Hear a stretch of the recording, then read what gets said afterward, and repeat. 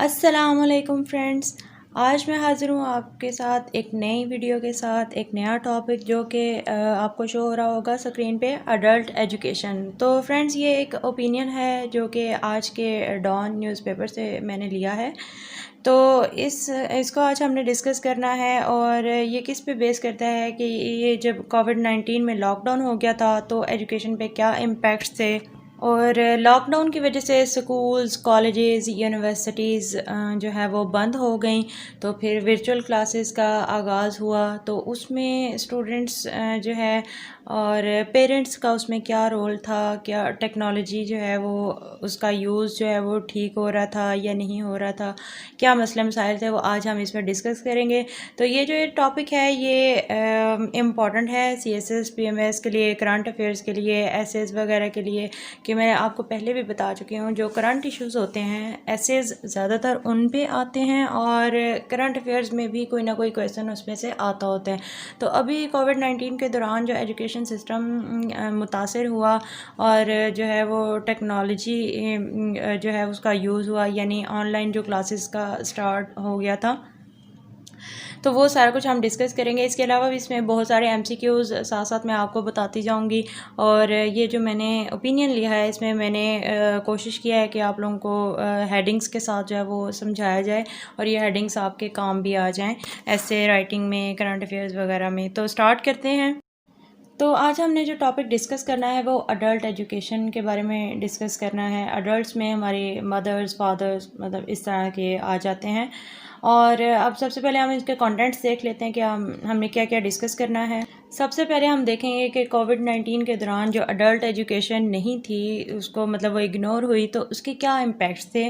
और दूसरा ये कि पेरेंट्स की जो है वो कोविड-19 में जो है वो टेक्नोलॉजी में महारत जो थी वो बहुत ज़रूरत थी, उसकी कितनी डिमांड थी वो भी हम देखेंगे। फिर वही इम्पॉर्टेंस क्या है टेक्नोलॉजिकल ट्रेनिंग की एडल्ट्स के लिए। फिर जो रिसर्च की गई कॉलेज एजुकेटेड मदर्स जो होंगी और जो नॉन एजुकेटेड मदर्स हैं उन पे रिसर्च की गई। फिर हम देखेंगे फाउंडेशन फॉर चाइल्ड डेवलपमेंट एक रिपोर्ट है वो भी देखेंगे। फिर global report on adult learning and education by UNESCO. और next need to adapt paradigm shift. और फिर एग्जांपल्स हैं कुछ, हम यूरोपियन कंट्रीज़ में देखेंगे जिन्होंने ऐसी पॉलिसीज़ बनाई जो कि अडल्ट एजुकेशन के लिए स्पेशली क्रिएट की गई थी। और फिर एंड पे हमारा कंक्लूजन होगा। तो चलिए स्टार्ट करते हैं।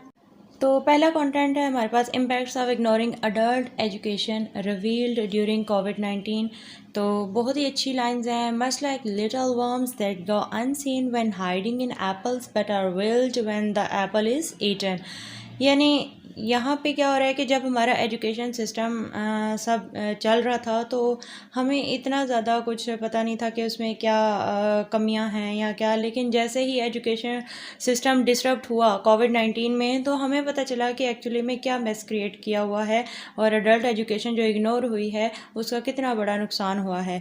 तो ये एक्चुअली हमें जब कोविड-19 में पता चला, जब एजुकेशन में डिसरप्शन हुई।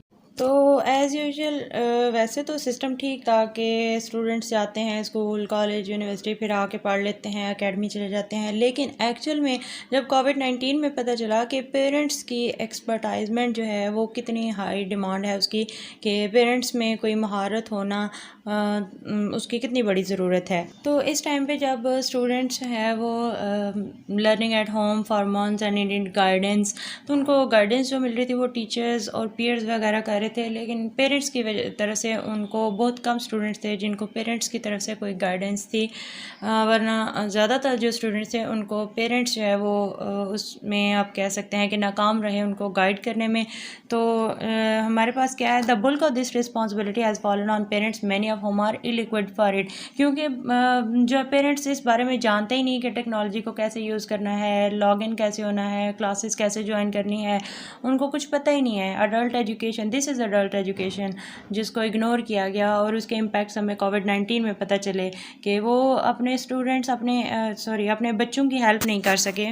तो हमें पता चला कि parents expertise has been in high demand during कोविड-19। नेक्स्ट है importance of technological training for adults. तो ये भी बहुत इम्पॉर्टेंट है कि अगर एकेडमिक एजुकेशन है लेकिन टेक्नोलॉजी का यूज़ नहीं आता तो ये भी अडल्ट एजुकेशन के इग्नोरेंस में आ जाता है। अब जबकि हम ऑनलाइन क्लासेस पे बिल्कुल ऑनलाइन टूल्स यूज़ हो रहे थे, लेकिन तो हमें तब समझ आई कि एकेडमिक एजुकेशन के साथ जो है हमें टेक्नोलॉजिकल ट्रेनिंग की भी ज़रूरत है अडल्ट्स के लिए। जब टेक्नोलॉजी उनको यूज़ करनी नहीं आएगी, पेरेंट्स को नहीं आएगी या इस तरह अडल्ट्स को, तो वो कैसे अपने चिल्ड्रन को सपोर्ट कर सकेंगे, उनको बता सकेंगे, उनको गाइड कर सकेंगे। और कोविड-19 में जो ज़्यादा लोगों को नुकसान हुआ वो जो लोअर और मिडिल इनकम वाले ग्रुप्स हैं उनको ज़्यादा इस चीज़ का नुकसान हुआ। और फिर स्कूल्स को रिस्पॉन्सिबल ठहराना भी अनफेयर है कि स्कूल्स वाले उस चीज़ में बिजी थे कि वो एक प्लेटफॉर्म डेवलप करें, लॉगिन वगैरह स्टूडेंट्स को सारा। तो पेरेंट्स की भी हेल्प चाहिए थी, लेकिन पेरेंट्स को खुद नहीं पता था, उनको भी गाइड करने की ज़रूरत थी। तो स्कूल्स को भी आप रिस्पॉन्सिबल इस तरह ठहराना जो है वो सही नहीं है। तो फिर पेरेंट्स जो हैं वो भी कोलेटरल डैमेज का यानी मेंटली वो भी अपसेट थे कि उनके पास कोई नॉलेज नहीं है और जिससे वो अपने बच्चों को सपोर्ट कर सकें, उनको बता सकें। अब जब ऑनलाइन क्लासेस का स्टार्ट हुआ तो कुछ टीचर्स को भी इस टेक्नोलॉजी का यूज़ नहीं पता था। तो ये अडल्ट एजुकेशन के लिए एकेडमिक के अलावा टेक्नोलॉजिकल ट्रेनिंग भी अडल्ट्स के लिए इम्पॉर्टेंट है। तो किसी भी लेवल की एजुकेशन का सबसे बड़ा फ़ायदा ये है कि कोई भी क्राइसिस हो किसी भी तरह के, तो उन इंडिविजुअल्स में जो एजुकेटेड हैं उनमें ये एबिलिटी होती है कि उनको अडेप्ट कर सकें, यानी उसके अकॉर्डिंग उसको काम कर सकें, चला सकें, कोई उनमें ये सलाहियत पैदा हो जाती है एजुकेशन से। So research shows that children of college educated mothers achieve a higher level of proficiency in gateway subjects. फिर नेक्स्ट है हम देखेंगे report foundation for child development report. सबसे पहले हम देखेंगे कि ये है क्या फाउंडेशन फॉर चाइल्ड डेवलपमेंट।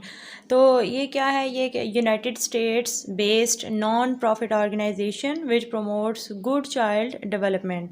तो ये चाइल्ड डेवलपमेंट के लिए एक और जो है वो ऑर्गेनाइजेशन है। तो इसकी रिपोर्ट के according mother's education and child's outcome presents hard statistics. और किस पे कह रहे हैं कि children's level of cognitive development जो है वो being directly proportional to their mother's education, यानी जितनी मदर्स की एजुकेशन होगी, जिनकी होगी, उनके बच्चे उतने ही अच्छे जो है वो स्किल्स में होंगे। मतलब क्या है कॉग्निटिव डेवलपमेंट, क्या है कि how children think, explore and figure things out, और किस तरह के उनके development of knowledge skills, problem solving skills जो हैं वो सारी, तो वो लर्न करते हैं कहाँ से, अपनी मदर से। तो मदर की एजुकेशन होगी तो बच्चा उससे उतना ही लर्न करता है। तो उस रिपोर्ट के according children's level of cognitive development directly proportional to their mother's education.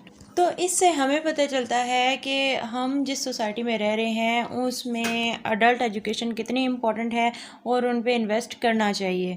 तो साथ ही मैंने कॉग्निटिव डेवलपमेंट को भी एक्सप्लेन कर दिया, जो छोटी छोटी डिफ़िकल्ट वर्ड्स थे वो मैंने साथ ही कोशिश की है कि आप लोगों को बता दिया जाए। फिर है हमारे पास global report on adult learning and education by UNESCO. तो यूनेस्को पहले देख लेते हैं, जैसे कि ये है ही वीडियो सीएसएस वालों के लिए, तो उनके लिए ये जानना बहुत ज़रूरी है। कोई भी ऑर्गेनाइजेशन का जिक्र हो रहा है तो पहले उनको पता हो कि ये कौन सी ऑर्गेनाइजेशन है। तो यूनेस्को एब्रीविएशन है united nations educational scientific cultural organisation, और है क्या, is a specialised agency of united nations. United nations की है, एमसीक्यू के लिए भी इंपॉर्टेंट है। एम्ड एट प्रोमोटिंग, किसको प्रमोट कर रहे हैं, वर्ल्ड पीस को, security through international cooperation in education sciences and culture. तो ये था यूनेस्को। अब हम देखते हैं कि इसकी रिपोर्ट क्या थी।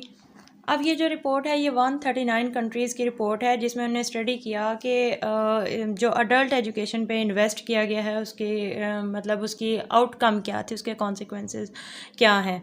तो उसमें ये उन्हें बताया कि जो अडल्ट एजुकेशन पॉलिसी पे उन्हें इन्वेस्ट किया उसमें क्या क्या थे, economic life, governance, finance, health, ये सारी इसमें इम्प्रूवमेंट हुई है। लेकिन अकॉर्डिंग टू सेम रिपोर्ट जो है ये भी बताया गया कि 1 अरब लोग दुनिया में जो है वो लिख पढ़ नहीं सकते। इस बहुत इम्पॉर्टेंट है, यूनेस्को की रिपोर्ट के अकॉर्डिंग 1 अरब लोग लिख पढ़ नहीं सकते दुनिया में।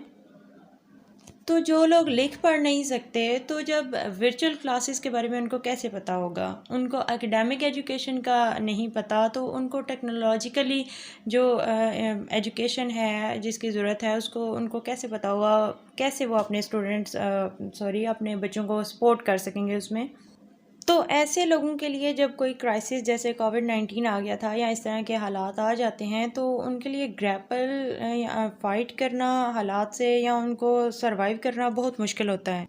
तो इन सारी बातों से हमें पता चला कि we need to adapt to the paradigm shift, कि हमें एक चेंज की ज़रूरत है। ऐसा चेंज कि हम अडल्ट एजुकेशन पे फोकस करें और उनको इग्नोर मत करें।